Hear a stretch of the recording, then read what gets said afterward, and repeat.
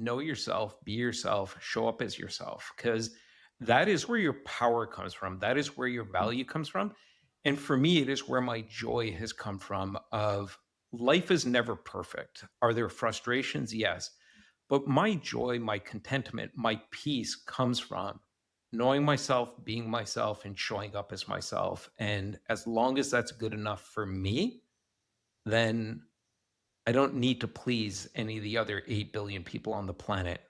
In fact, I'm better positioned to do that for the people that are close to me, that matter to me, because I know myself, I am myself, and I show up as myself. Welcome to 99 Humans. My name is Jeff LaCosta, curious coach and Wall Street Journal best-selling author, striving to understand how little things generate big impact. And I'm Nadia Carta, tech executive and lifestyle coach with a mission to transform lives and corporations by kindling hearts to generate a zeal for life. Each week, we investigate stories about the human side of leadership to re-energize your spirit and help you become a stronger leader. Because the reality is that leadership is messy, goofy, challenging, but always human.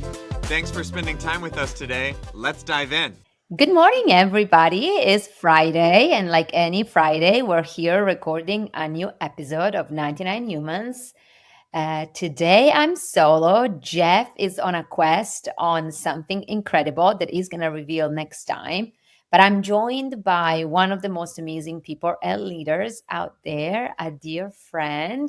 And so I'm very happy to welcome Nish on 99 Humans. Thank you, Nadia, for having me on today. I've been looking forward to this. Well, you and I have been talking about recording this for 4 years. I know, and we finally made it happen. We needed an AI agent to help us, like, maybe coordinate this and organize it. So, what's AI Uh, doing? Why isn't it working on the real problems like this? I mean, seriously, give me as many agents as you can to manage my schedule. But you know what I say, Nish? When things happen, are divinely timed. And so today is a potent day. It's actually August 8th, a day for abundance. And so I want to believe you came on this show today for a reason. I did. I came to have a great conversation, which I always do with you. And we just happened to hit record for today's conversation. It's gonna be great. So, would love to understand, Nish, what are you up to these days? I follow you on social media. I've been reading some of your projects. Would love for our audience to learn a little bit more about you. Sure. And thanks for that. Maybe I could step back for a second. I won't go into my whole history, but about 2 years ago, actually, I think it'll be 2 weeks from now. 2 years ago, I started what I call a blank canvas sabbatical. I'd wrapped up at a great company called Napkin, which was part of Kepler Group that I know you're familiar with, which is part of an even larger group called Q, filled with amazing people. But it was time for me to move on. And I think one of the things that was pushing me to move on as well is that ChatGPT had hit the November before. And I was one of those people that truly believed AI is going to change everything. I don't know how, but I wanted a blank canvas. And I felt like, I'm 53 now. And a couple of years ago, I guess I was 51 if my math is correct. And I was reaching that stage in my life where I was just like, I've been like a CEO or a COO or, you know, some sort of C person for a long time, mostly in startups and scale ups and things like that. And I wanted to have this blank canvas and redefine myself, and go, what is next for me? Give myself the opportunity to really set my personal GPS to curiosity with no other obligations. So I started my blank canvas sabbatical. I then started by I wanted to get back into content creation, like everybody else. I think that's the new midlife crisis. It's not a Porsche anymore. It's like start a podcast. So I started the Creative Ops podcast, which is for the community of creative operations professionals. I didn't know if anybody was going to listen, but I just did it for my own curiosity, and I'm delighted that there's people around the world that listen to it, both creative operations people, creative leaders. Opened up so many amazing relationships and conversations. And then a little while later, you know, I'd really started going down the AI rabbit hole and I wanted to make it more tangible. So I then launched my second podcast, Prompting Humans. That one is really much more about, it's not about AI because God knows we don't need another podcast just on AI. The world's filled with them. This is more about like the human questions, like what is the future we want to prompt? Because I think AI is amazing. I think it could be an exoskeleton for every human on the planet where it allows us to become superhuman. But I think a lot of the narrative right now is rooted entirely too much just in sort of the low hanging productivity benefits. And we need to have like bigger conversations, bigger aspirations, and we need to paint with a much bigger imagination brushstroke. So that's what Prompting Humans is all about. And it's starting to bleed into sharing more of my own personal story. And some of the things I've experienced in life and what I've learned along the way. And recently I decided to start an AI studio, and we're doing tons of great work to bring workshops to people. We're doing some consulting, starting to build a couple of products, but it's all rooted in our core mission of we want to help as many humans as possible. I want to help as many humans as possible thrive, as AI starts to become more and more capable and give us the capabilities for, I don't think it's the age of AI. I want it to be the age of human flourishing. I think that's the opportunity. And through my content, through the AI studio, that's what I want to be at the forefront of. Wow. Nish, you literally shared so many avenues and so many things that I want to explore with you in the next, 40 minutes. There's one thing though that I want to step back for a second because some of the conversations that I had with you were not the ones rooted in technology, Yep. but were those rooted in humanity, vulnerability. I know that you are a very spiritual person as well. And I remember you and I at lunch a few months back in New York, and you shared some of your life changing moments. And I've read your birthday letter, which made me emotional. At one point, when I read the letter about your dog, I was like, oh my god, this is so beautiful. The eulogy. So you are such a profound and connected individual, which at times is kind of difficult to find in tech. And you and I also spoke about how being like us in this kind of a cold environments made of bytes and terabytes can be tough. So would love for you to share with our audience, what is your overall life approach and how did you arrive at this point?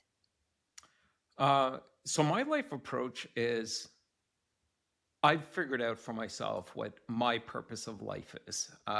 Everyone's got to figure that out for themselves. And my purpose of life is I sort of took that story that's probably been like you know maybe bastardized over time, but it's that story of Michelangelo when somebody once asked him, Michelangelo, how do you make these beautiful sculptures out of these hunks of rock?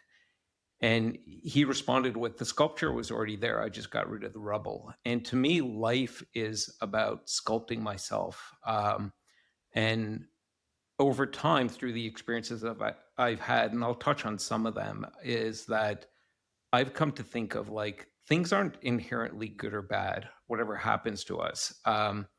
They are just experiences we're having. And my through line over time has become I'm sculpting myself through these experiences I'm having. I'm discovering who I am and I'm exposing the statue within, is what I'm doing. And I'm not exposing that statue to be beautiful to others, to be enough for others, to be accepted by others. The only person that has to accept me, that has to, I have to be enough for, that I have to be beautiful to, is the person looking at me in the mirror in the morning. So that's the way I approach life. And did I get there easily? No, I didn't. It's it's the lessons I've learned through losing both of my parents unexpectedly at different times, but both in unexpected ways. And I would say my best teacher has actually been my disability. So Nadia, you and I've met each other in person many times. You know that I walk with a cane. I wear braces on both legs. I've got this motor neurological condition called Charcot-Marie-Tooth. So I describe it as inconvenient. It's not fatal, and lots of people are dealing with much harsher physical disabilities, but it has been my greatest teacher, and quite frankly, I can say with all truthfulness, it's the best thing that's ever happened to me, 'cause and in the moment, I realized I had it, and the doctor confirmed that I had this condition that, it's a genetic condition, so my mom had it, and when we were young, my brother, sister, and I got tested for it to see if we'd be predisposed to it. My brother and I came up negative, my sister came up positive, but then, um, tests aren't always right. So thankfully, neither of them got it. I got it in my mid-30s, and when it first set in, I was angry, like I would expect anyone to be. But over time, it really allowed me to sculpt myself to better understand myself, to understand more about the human experience, and really see the best sides of humanity. Like, I fall all the time, and initially, when I used to fall, I used to be scared, because I'm like, unless I have something to prop myself up on, I'm not gonna be able to get back up. But over time, I learned that there's always gonna be an everyday Superman or Superwoman who would come by and help me out. So I've seen the best sides of humanity through my disability as well. It's so remarkable that you say this has been the best thing that happened to me. I mean, how many people out there must have just accepted an event like that with a lot of frustration and used it as a way to fold back in life and just commiserate themselves and complain. I mean, we've seen many people that live a miserable life for things that are way smaller than that. And I look at you and I hear you saying, this is the best thing that happened to me and is helping me sculpting myself. I mean, I hope you recognize that the way you face it is not the way many others would do it. And in itself, this makes you a beacon of light for others. Like, I'm sure that a lot of the people listening to this episode right now are thinking, wow, how is Nish doing in it all? And so I even wonder myself sometimes, where do you find the strength? Like, what gives you what gives you all of this purpose and drive? Um, I don't know if it's drive. I think it actually might be selfish because I didn't do it for anybody else. I didn't do it to, using your words, to be a beacon of light, and I don't think of myself that way. I did it for myself, because there's always a choice. It's like, Stoic philosophers always talk about there's very little we actually control about the world we inhabit, like very little. What we do control is our mindset. It's the way we react to things. It's the way we carry ourselves. And I did initially have that anger, but I didn't want to be steeped in it. So I was really doing it for myself. Because we're all here for an astronomical blink of an eye. I didn't want to spend my blink being angry. I wanted to spend my blink enjoying this experience, this human experience, um, in whatever way was possible for me. And we all have different possibilities. I'll often say to people that, yes, I'm disabled, and it's obvious because stairs are my kryptonite, and I love it when there's a ramp going into a building. And I'll joke with people saying if they use the handicap door opener button, but they're not physically disabled, they have to pay me $25 because it was made for me. But I believe that everybody on the planet is disabled. Mine is obvious because it's sort of rooted in our traditional view of disability. But I was in Africa one year, in Uganda specifically, with my brother back in 2013, 14. And I turned to him one day while we're walking through Kampala and I said, I feel more disabled. And he's a doctor. So he immediately went into diagnosis mode. Like, what's wrong? Like, did you like sleep incorrect? Like, what's going on with you? And I was like, it's the sidewalks. The Mm. sidewalks in Kampala are not done to code like we have here in North America. So here, when I'm walking on a sidewalk, it's flat. In Uganda, it could go from high to low to high to low, and so I felt more disabled. And in that moment, what I realized was disability is a function of circumstance. If Mm. I were born 3,000 years ago and had this disability, it would be fatal because the tiger would catch me and eat me. 300 years ago, I would starve because I wouldn't be able to work in the fields and harvest. 100 years ago, I wouldn't be able to provide for myself and my family because I couldn't work on the assembly lines. But today, my disability doesn't define me. It doesn't limit me because we live in a different world. If I were to lose total loss of my legs, my arms, anything else, I would still be valuable because somebody would go, well, does his brain still work and can he still speak? Great. Roll him up on stage and tell him to start talking. And I realized with that, everybody has a disability because it's about circumstance. If somebody asked me and another person to run up a hill, I would be very disabled in that moment. But if me and that other person were asked at a conference with 2 minutes notice, get up on stage and deliver a 20-minute talk to an audience of 100 or 1,000 or 10,000 people with no prep time, that other person, that would be kryptonite to them, and I would be Superman. What comes to mind when I listen to you with these points is perspective. I really like when you say it's about circumstances. And I add it's about circumstances and perspective because it's how you choose to look at that event and how you choose to look at your situation, at that situation. The story that you shared about Uganda, so powerful, and the stage speaking. And obviously, I don't want to go into the route of what is government doing to have better sideways and Right. all that. It's not the purpose of today. I do think, though, that we are on the edge of uh, kind of a revolution to make our circumstances for humanity better, hopefully for everybody else. And actually, your story made me think about I was at CES last year. Was it last year? Yeah, I think it was last year. And I was touring the floors, and I toured ARP floor. I think what is it Mhm. called? What American Association of Retired People. Yes, Yeah. that one. Yes.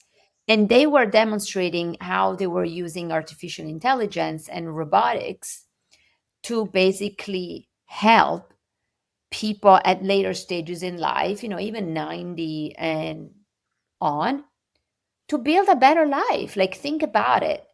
What you said, maybe in 30 years from now, people will have their robotics assisting them in walking better. I think the other day I saw this prototype of a wheelchair that also lifts so that somebody Yep. that is sitting in a wheelchair, they can suddenly, walk and reach all those things. So personally, it's really exciting to me the progress that we are doing in building a world where the circumstances are more inclusive to everybody so that we can all access our zone of genius, and use our talents, our gifts. I would love to understand, Nish, how so you said that this was the best gift of your life and how this helped you, and clearly the profundity that unlocked in you is so admirable. I would love to understand how this helped you become a leader and the leader that you are today, and what your journey has been in bringing this in the corporations that you worked. Like, what was that experience? Um, so my view of leadership has evolved over time, which I think is a good thing. It should for anyone. And I think generally in society, we think of leaders as, they're the smartest or the strongest or the fastest. Like there is something about them where they're the absolute best at it. So naturally, people would follow them. And I think our current view of leadership is sort of rooted in I don't know, like sort of sports metaphors in a way, right? Again, strength, speed, things like that. And I've been leaders in companies over time, primarily smaller and mid-sized companies. And I don't know if I've been a great leader. I think I've evolved as a leader over time. And what I've started to realize more and more over the last 10, 15 years is that leadership isn't about leading others. Leadership starts with leading yourself. And that's what the disability really unlocked for me because I couldn't wait for somebody to come along and give me a magical, inspirational speech. It wasn't about reading the right poem or anything like that. It was about leading myself, accepting what is, and still moving forward. And I think when we learn to lead ourselves, that I think makes people attractive as leaders. And I think in the age that we're moving into, again, not to keep going back to AI, but I think the age we're moving into needs to be rooted in much more leadership that is born of self awareness, of accountability to oneself, of comfort in one's own skin, and not needing to have all the answers. Because guess what? The machines are going to be better at coming up with the optimized answers. And what is going to be needed more than ever before is leadership of self so that you can create the right conditions and model the right behavior for others to lead and lead by example, not lead because you're the strongest or lead because you are the fastest or the smartest in the room. That I don't think that's what leadership is going to be about moving forward. Well, as you know, I'm a big fan about investing in yourself and leading yourself in the first place. Yet I find that it's so challenging for others. I've been on this quest about teaching people how to love themselves, for example, which I know it's so cheesy and sometimes people cringe. And I'm like, if you're not loving yourself, what are you here to do on this planet? How do you expect others individuals to have respect of you and love you if not even you can say a words of appreciation in your mirror as an affirmation to yourself? It's such a fine line, and I don't get it. And it's so interesting. I found a video of myself 10 years ago and I was looking at it and I was like, wow, how beautiful and strong I was. But then I remembered that the unhealed me 10 years ago was criticizing that person. So we're always ready to criticize Yep. ourselves in the present moment. There's something that is fundamentally broken into how we see ourselves. And I don't know if it's about how kids are growing up, what are the narratives, the society. But for leaders, is really difficult to lead themselves in the first place. So I actually have an intellectual challenge for you Sure. because, I believe that one of the most powerful things about AI is to have these personal companions that can help us resonate on our life moments, our life challenges, and literally acting as a sparring partner. I find the conversational abilities with those LLMs to be very interesting when you are perhaps unpacking a problem or you want to get a perspective and all of it. So, what's your vision for how AI can help leaders lead themselves better? I think it can be so I think we're in a gray zone with AI as almost like therapist in a way, right? I think I like using AI to surface blind spots. that I might have. But one of the things I've been much more deliberate about over the last year, especially as the narrative around like AI as a therapist, AI as a friend has grown, is um, I want the friction of still having the human to human, messy, sometimes ugly conversations to work through. Um, to work through my blind spots, to work through the friction that I might be having with an individual, whether it's my girlfriend or a friend or a family member. And I think to me, friction is the new optimization in this age where we have access to these machines that can seem very human like, but we have to keep reminding ourselves they are not human. And again, we're all here for an astronomical blink of an eye to have a human experience. And one of the things I love AI. I think it is, I am so grateful to be alive at this moment and to live through this time because I do believe we are living through the next renaissance and we're just at the start of it. Um, but I don't want us to lose sight of the fact that this is a human experience and we should not be outsourcing our human experience to the machines. We still need to connect with each other. We need to communicate, collaborate.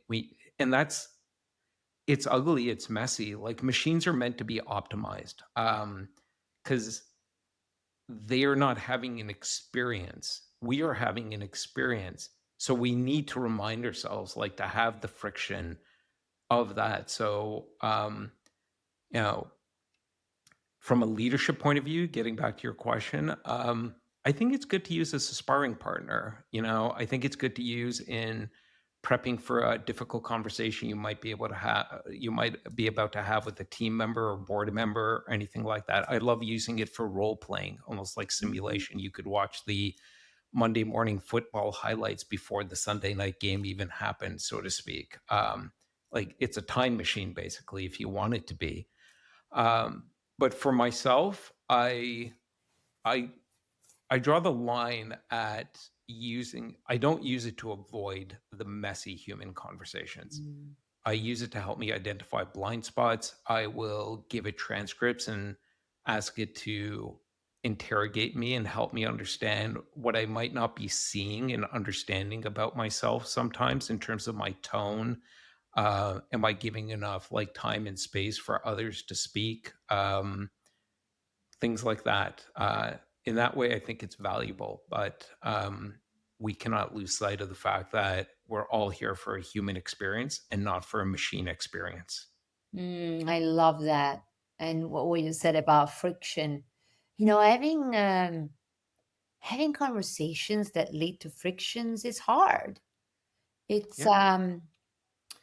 and I mean, what I find hard is not the friction in itself, is the emotion associated with it. I had a feedback conversation with someone actually 3 days ago, and I kept repeating myself. I was like, I'm not saying that you're not performing. I was like, I'm not saying that you're in danger.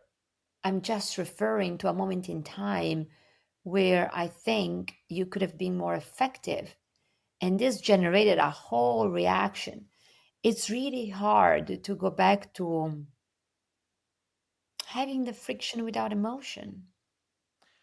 I don't think we can have the friction without the emotion. I think the emotion is needed. I think if the emotion isn't there, um, then maybe that's a machine experience. Like we're emotional beings. Humans are not logical. We are emotion machines. And I think we should embrace that and welcome it. And that's what I was earlier when we're talking about like um, leadership. And when I was sharing, I think this age is going to require different sort of leadership because the era of leadership that we've had for decades on end now um, was the right type of leadership we needed. For being able to scale the society that we all have the privilege of inhabiting.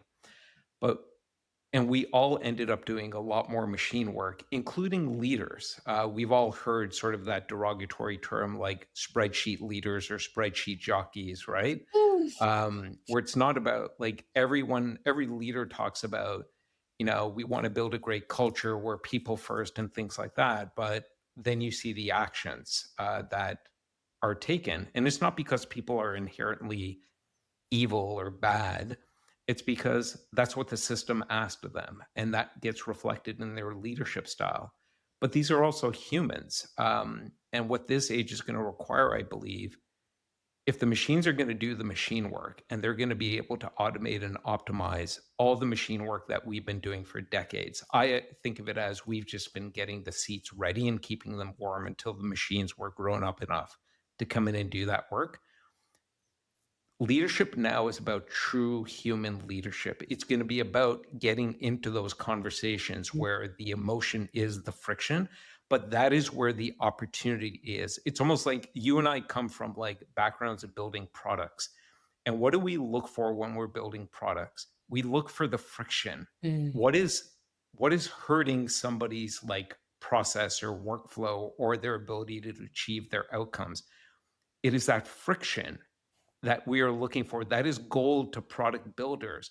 And for, I believe, what human leaders need to start looking for now is where is that emotional friction? Because it's going to be about building, helping people become their best selves and not just talking about it, not just having a pithy couple of slides during the town hall meeting. It's actually talking about it, doing it, embodying it, living it. yeah. So let's imagine for a minute that you are you are 15 years younger and that you are in this age of AI that we are right now. So you're like at a different moment in your career. You're not on a sabbatical. That's a luxury niche. I I know. I know. So let's imagine that you're grounding in a corporation with your responsibility, your 9 to 5, you're, let's say, at the beginning of your management journey. And what are 3 things that your future niche could recommend to that younger niche? Um,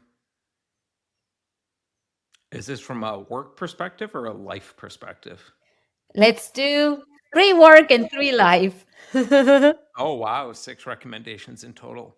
Well, I'll use one of the answers I gave to a young person I recently met. So I did a fireside chat at ancestry.com. I was invited in by their director of international marketing operations, and I think a good chunk of their global marketing team showed up for this fireside chat. And it was an excellent conversation, just talking about AI, its implications, and how people might think about navigating it. So the question I received from this person relatively young in their career, which is, let's say, the proxy for 35-year-old me, is what would your advice be to me from a career point of view? Um, and my advice was as simple and complex as this statement. It's know yourself, be yourself, show up as yourself. And I said that because we are moving into an age where all the old rules and Lego blocks of how the world was organized from a work perspective are being torn apart and quickly dissolving. So you have to know yourself and be rooted in your own confidence to be able to navigate um, what is here and what is ahead. Because it is with that confidence you'll be able to grab on to opportunities. And I believe there are seismic opportunities. I'm 53, as I've said. I've never seen opportunities like this, left, right, and center. And you have to show up as yourself because what AI is doing is that it is making the ability to copy and commoditize everything instant, and it is trending towards a cost of zero. Mm, So scale, speed, efficiency are all the things we're all after in the world of business for decades on end.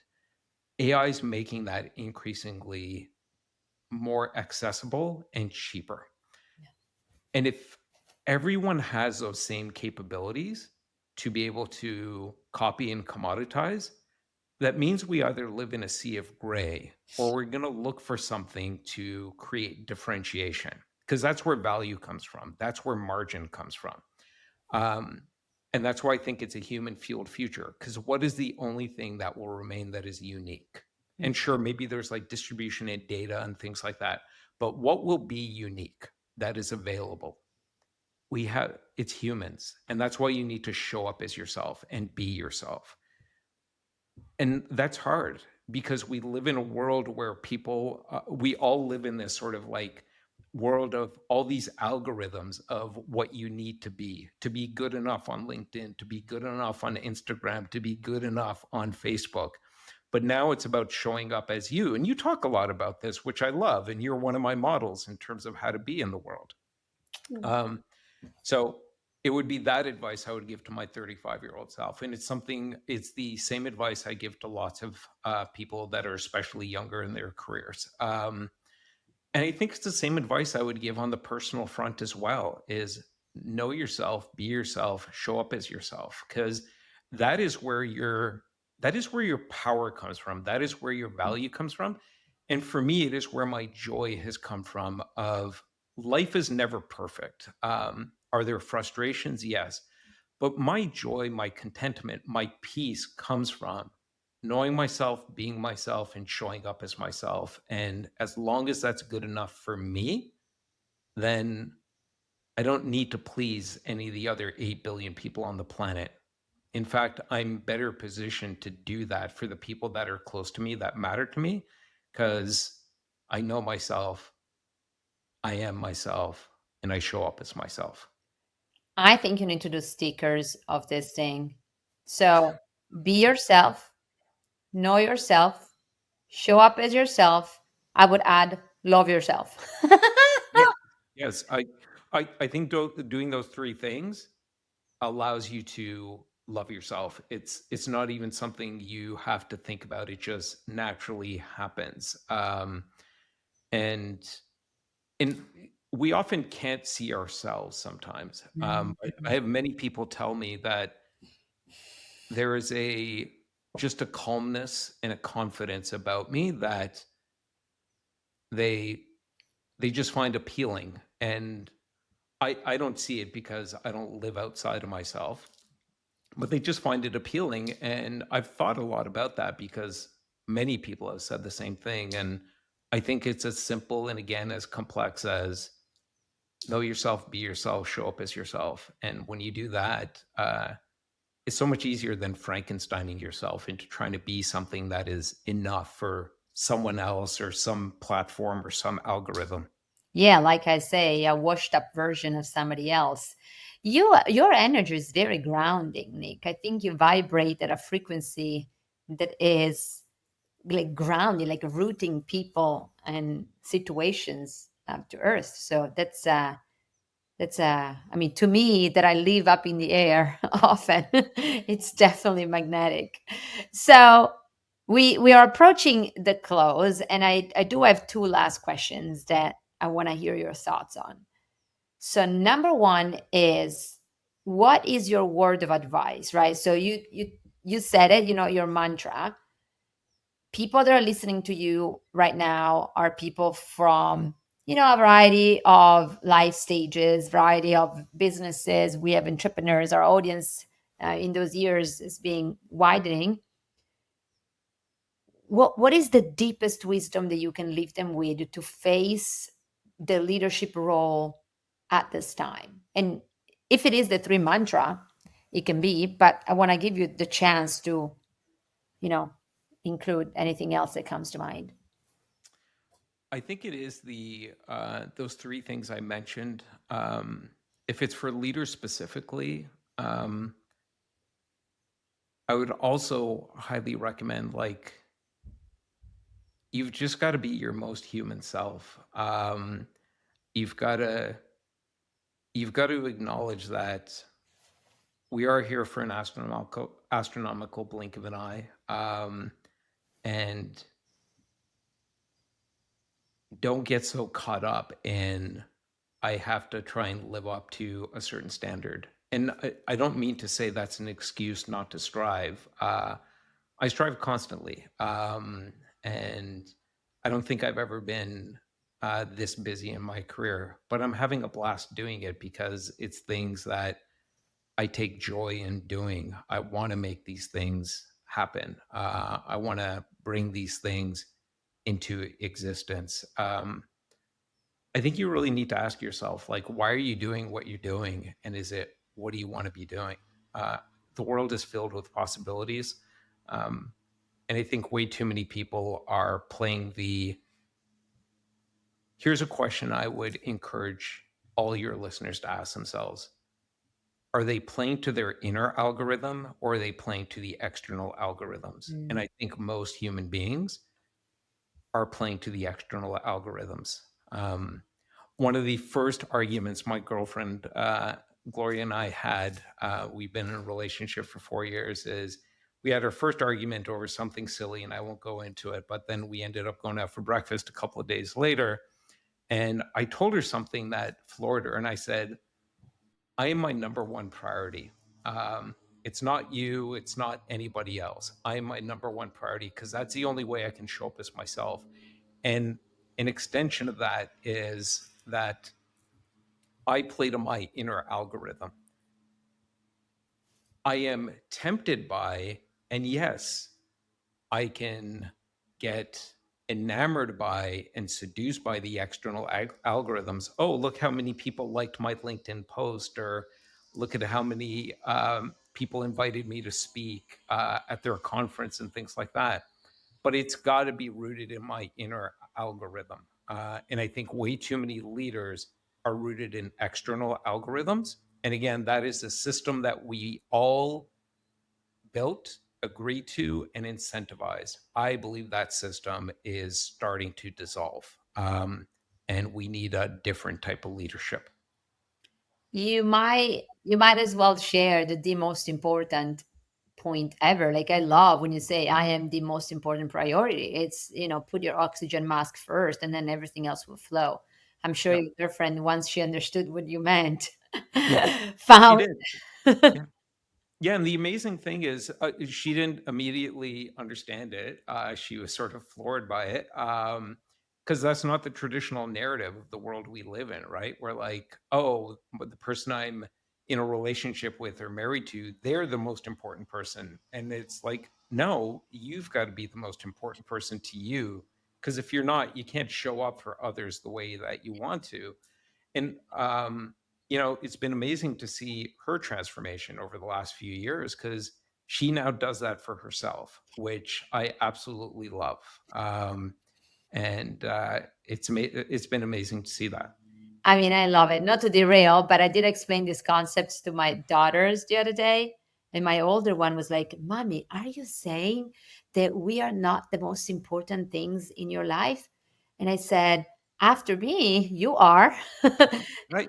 My husband had to explain them what I meant because she was like, oh, like she took it personally. And then I think eventually she understood it because, like you said, I want them to grow up with this idea that first they need to take care of themselves and then everything else will come. So I find it beautiful. Where, Can I, yeah, please. sorry, can I offer one piece of like tactical Yes. leadership advice? Just because we are living in this current zeitgeist of AI is going to change everything, way too many leaders can are saying AI, they can spell it without buying a vowel from Vanna White, but too few leaders are actually modeling the behavior they need to be able to effectively lead their organization. So for any leader who is talking about AI and expecting their team to transform, but they're not modeling the behavior, I'm sorry, but if you're not going to model the behavior, you're also not speaking the new language of value and business, and your team is already starting to tune you out. So you need to recapture them as an audience by modeling the behavior. Modeling behavior is the most important. Speaking of which, where can people find you to continue to be inspired and how to model this behavior? I know that you have a lot of resources out there that you can actually be very helpful on this point. Would love to include any of these in the show notes so that people can find their way to you. So the best single place to find me is tomorrowwithnish.com.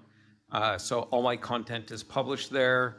and or you could follow me or connect with me on LinkedIn. Amazing. Well, I wish for anybody listening to this to do that because I'm always very inspired by your content. And listen, Nish, continue be unstoppable. I'm excited to see what else you're going to create in this AI era. And we need more like you because, as you say, in this blink of a moment that we're on this planet, we need to surround yourselves with people that are uplifting and inspiring like you are. Well, right back at you, and thank you very much for the conversation today. Oh, thank you. And everybody, thank you for listening today. If you like this episode and you feel called, please reshare it. Give us 5 stars. Jeff, you are missed. And you all know there were only few episodes from the end. So stay tuned as we share these last humans towards our 99. Have a good day. Bye.